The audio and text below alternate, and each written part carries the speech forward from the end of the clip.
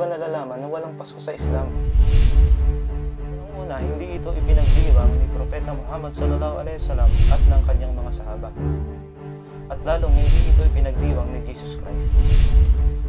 Walang batayan sa ganitong selebrasyon, anak. Kahit nga mga Kristiyano ay hindi nagkakasundo kung si Kristo ba talaga ay naipanganak sa December 25. Eh bakit si Santa Claus namimigay ng regalo? Assalamualaikum, Tay. Ito ang magiging pinakadabas sa Pasko ko.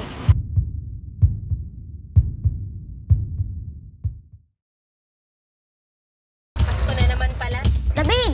Di ba Muslim kayo? Pangregalo?